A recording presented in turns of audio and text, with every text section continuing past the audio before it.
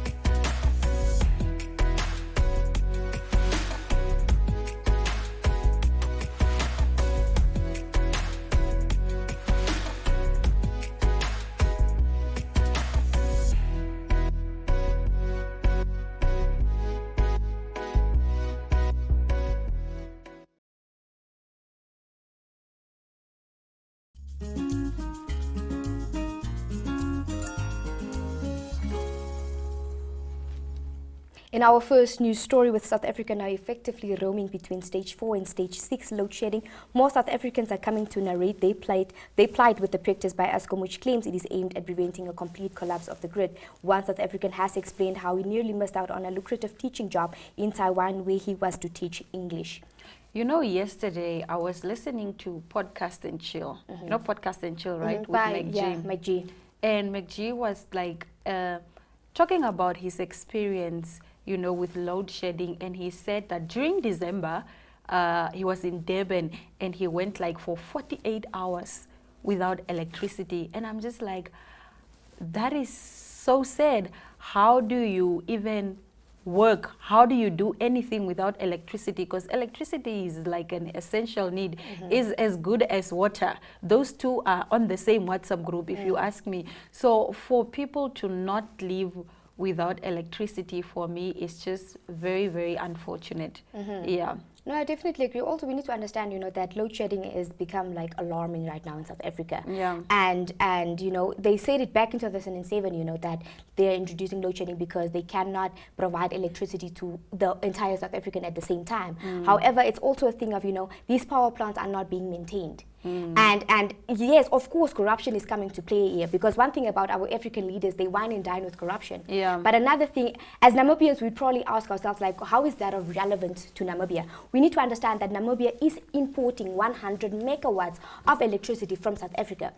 And Namibia exports about 64% of its electricity. But I just mean that it is alarming. So if it's as bad, because South Africa now is in a dire situation. Yeah. And we need to come up with, the government needs to come up with alternative ways. And I think that Namibia also needs to make contingencies for if that happens. Yeah. Yes, we also import electricity from Zambia and Zimbabwe, because I think with Zambia, with Zambia we have like a firm agreement. Yeah. But yeah, it's quite bad. You know, I read about this teacher, and you know, he was supposed to teach lessons in English, you know, to these Taiwanese students, but you know, you have to log in a certain time, and that is when load shedding is happening. So you could have lost the job. And I just mean that, you know, if that would happen to him, you know, how more of, you know, the ordinary South African out there. Yeah. It's quite alarming, this whole load shedding situation. We So can do make you memes think, and whatever, we can joke about it, but South Africa is in a dire situation. do you think load shedding could soon be a reality for Namibia?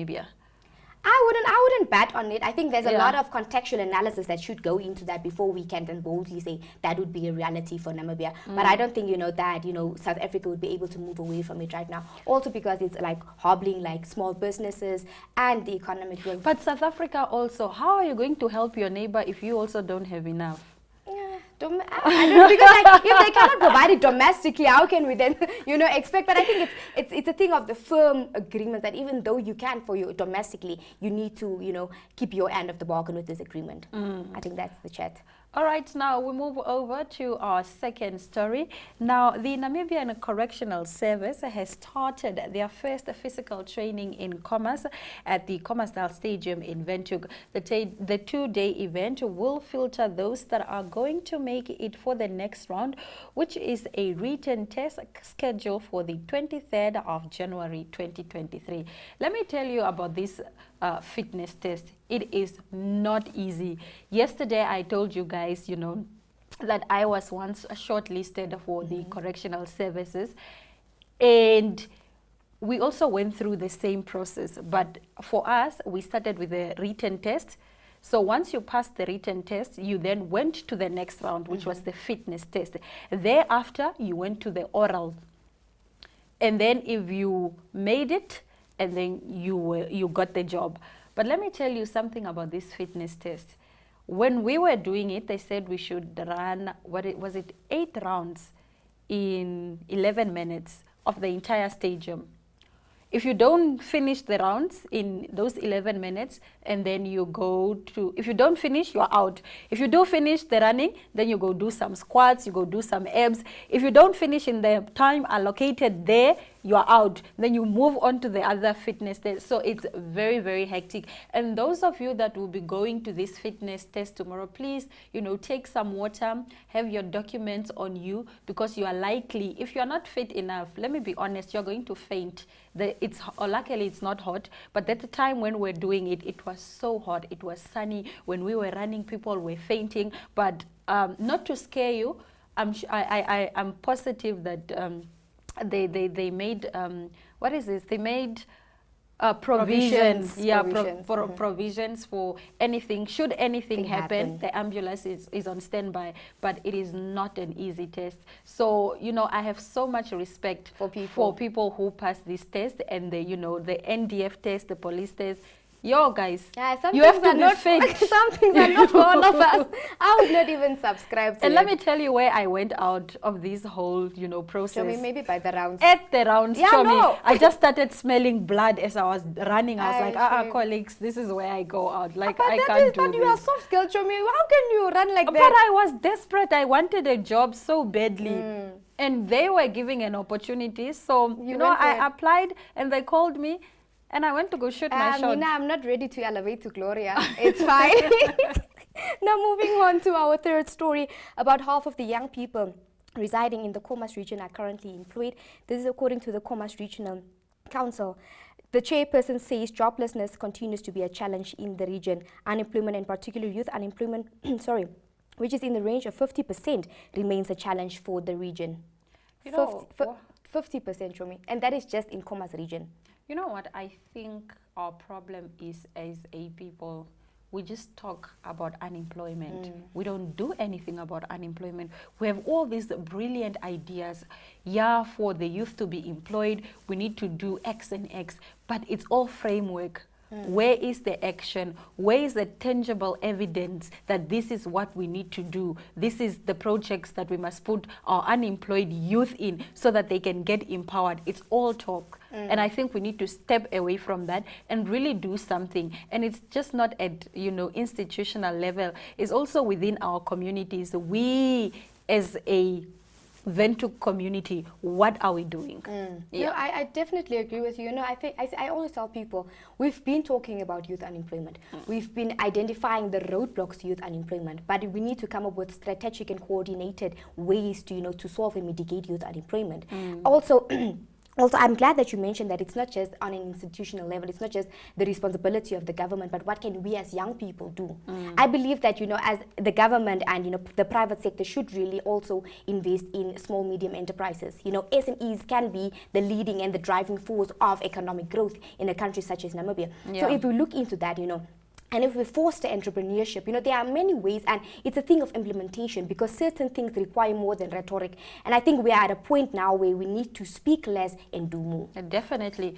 Now we move over to some funny story. I love this story. It's so hilarious. Let me tell you about it. The son of Equatorial Guinea's president, Ruslan Nsue, has been arrested and placed under house arrest on suspicion of selling a plane belonging to the country's national airline. Tell me how, colleagues. Colleague and friend, I read that. I read the headline. And all I could say was hectic chats, because what? What? How do you sell the national airline, the plane? In what capacity? Where do you get the access? What was the paperwork? What was the process like? Yo, guys, no. And why are you on house arrest, Mr. Say? You should go to you should go to the normal prison with everyone else. Why are you on house arrest? I hope this is a developing story, because I'd really like to follow close, because it's really interesting. I think we should really follow up and come and update our viewers on what is really going on in Equatorial Guinea. Clearly there's a lot going on. There's a lot going on. Yeah. Oh my days. Now after the break we will be chatting to Emily Kandanga about fitness and well-being. Stay with us.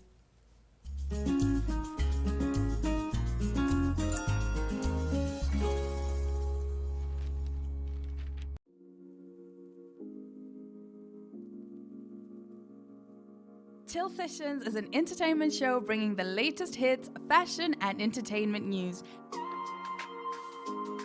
Chill aims at reaching all entertainers, youth, and artistic fans. Catch Chill on NTV, 1up2.com, the Namibian Sun, Chill, and Namibia Media Holdings platform. Chill focuses on countdown of the latest hits, fashion trends, celebrity interviews, and more. To share your music-related news, products, and services, contact Chill at synergy.com.na. Chill Sessions, bringing art and entertainment to the people.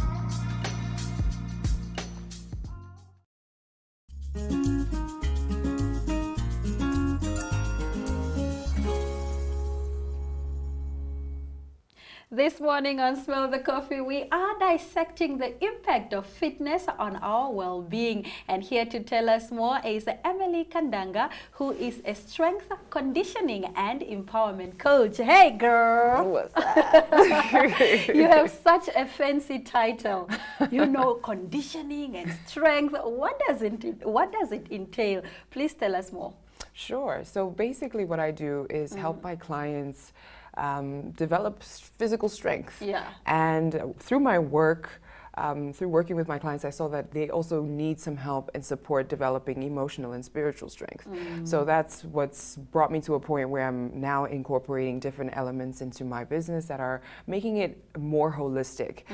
But strength and conditioning, yeah, is all about the physique, building your muscle tone, building your muscular endurance, getting your cardiovascular strong, all of these things that just really contribute to your quality of life. And yeah. Wow, getting me abs and everything that I need to, you know, be aesthetically pleasing. But talk to us more, you know, about your business. Where do you operate from? Do you have a gym? Where can people find you? And so forth. Sure. So I run my business out of the Windhoek High School gym facility. There is a gym there that we rent space from, and that goes for my group training business, which I also do, as well as my personal training, all from that facility. So we're so blessed to have such a beautiful space that has everything that we need, and yeah, it's easy to access for everyone. Awesome. Let's move over to, you know, dieting. You know, I'm pescatarian, right? So I only take in fish and veggies. So I wanted to find out from, you know, someone who's experienced, do you recommend dieting? Why is dieting healthy, or why is it not? Why is it unhealthy? I really want us to move away from even using the word dieting. I feel like it comes with so many negative connotations. Okay. When you often tell a client, we're going to put you on a diet, they tense up and they're like, oh my gosh, a diet, I can't have fun, no wine. So like, I really don't like that language and the way that it makes people feel. So I personally don't use that word. I prefer to refer to food as nutrition. Okay. And that's what it is for our bodies. It's fueling our bodies on the cellular level, on where we really need it, so that we can have the energy to show up, feel good, you know, because we're well hydrated and we got enough sleep and all these elements that come into play. So nutrition, and nutrition is really what it is, feeding your body all sorts of things. Yeah. So for me personally, I love that you are a pescatarian. Like, wow, how did you get to that? It's a long story, but let's continue the conversation about food, right? How often do you have cheat days? And, you know, what are some of your guilty pleasures that you know, like to indulge in? That's another thing I don't subscribe to. I don't subscribe to dieting, and I don't subscribe to cheat days. I believe in balance and in moderation, and I feel like, especially as women, we have so many different cycles during the month. Sometimes we want really, really sweet things. Other times we want nothing to do with it. And I saw it in myself, just in the way that I was sort of coaching myself and going through my own process, that I was restricting myself from certain things, and it wasn't fun. Like, and this whole thing is supposed to be fun. Yeah. You know, fitness and eating well, it's supposed to be adding to your life, not like taking away things away. I love that. And yeah, it's really supposed to enhance your quality of being and feeling and showing up in the world. So no cheat days for me. I'll eat the donut. And, I love it. And, yeah. So you just give your body what it wants when it wants it. I love that. I've just built in, like, I know that moderation is what's key. So I'm not going to have like 10 donuts. Yeah. You know? You're not gonna have But I might have like 3. KFC the whole month for dinner. That too. I mean, oh my gosh. Awesome. Now let's talk about some of the fake misconceptions rather that people might have about fitness. What are some of those that you've maybe come across or something? Some of the common myths that I just hear from my clients' belief systems through when the things that they say to me, I'm like, no, darling, that's not true. Yeah. It's things like strength training is not good for women, that women will bulk up and look like a man. Oh, And that's yeah. completely impossible. I've heard Women can that. never look like a man. We don't have enough testosterone in our bodies for us to be able to build our muscles to that point. So you'll just get enough muscle tone for what's good for you, and strength training is the way forward. Okay. Another one is cardio, doing cardio to burn fat or fat loss. Like immediately when people want to start a fat loss journey or weight loss journey, they just turn to cardio. But what they should be doing is ideally a mix of both, a mix of strength training, more strength than cardio, because strength training is really where you can tighten up your loose skin, build lean muscle, all of these things. That's what happens when people just do cardio and they end up with a lot of loose skin. Is because they're not strength training and not using that additional resistance on their body. So this is really insightful. Love it. I didn't know that. So that's something that I will consider, and that's also something that I would pass on to people who want to embark on weight loss journeys. Now, talk to us about when you started your fitness journey and, how easy was it? Was it difficult? Were you constantly slacking or maybe not? Were you just motivated from the get-go? So I started my fitness journey the way that I would recommend a lot of people start it, by doing something that I actually enjoyed. Okay. And that was running. So for me, I ran all over the place. I was up in the streets running around. The time I lived in Malaysia, so I would run. I eventually started a community running group with my fellow students, wow, and love it. I started doing it with something that I enjoyed, and then that led me into strength training, that led me into yoga, that led me into exploring different other types of movement, hiking, and like just really having fun with it. Yeah. But start with something that you're gonna enjoy, because then you're gonna be able to stick to it. Then you're gonna be motivated to do it every day. All right, before I let you go, you work with a celebrity lioness whom we love so much. Which other celebrities do you work with? Are you specialized in working with celebrities and other clients, or everyone is welcome? No, definitely everyone is welcome. And I feel like I knew Lioness before she was Lioness, because it was like, it's been a long time that we've been working together. Yeah, I would consider her a friend. So it's been a long time, and it's really people, I say I attract people who are aligned to me, energetically, to my soul, to my values. So it's people who it's so easy for us to get along with, and that can be anybody. Awesome. Emily, God bless. Thank you. Thank you very much, for coming to smell the coffee, and thank you for the work that you continue to do in our society. We are inspired, we see you, we appreciate you, and we love you. Thank you. This is Emily Kandanga, who is disseminating correct and factual information about fitness and well-being. We'll be right back shortly after the break. Stay with us.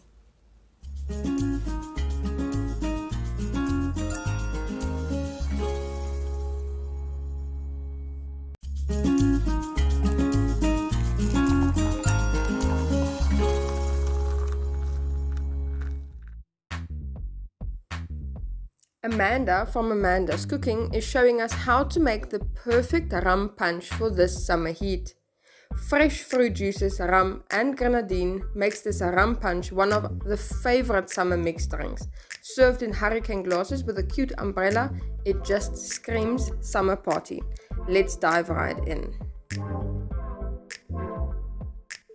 So you're going to need 2 cups of pineapple juice, 2 cups of orange juice, 1.5 cup of gold or dark rum, 1/4 cup of fresh lime juice, 3 tablespoons of grenadine syrup, citrus slices and cherries as a garnish.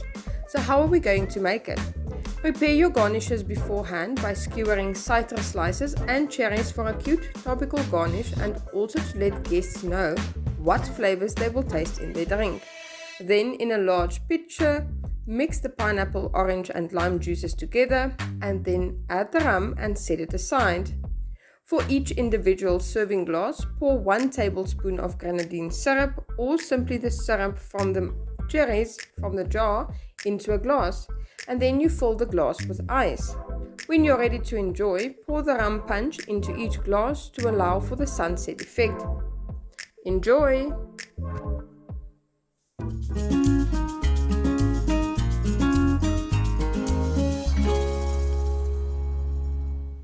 This brings us to the end of today's edition of Smell the Coffee. We'll be right back tomorrow, same time, same place. From all of us here in studio, it's all our love, all our light, and adios.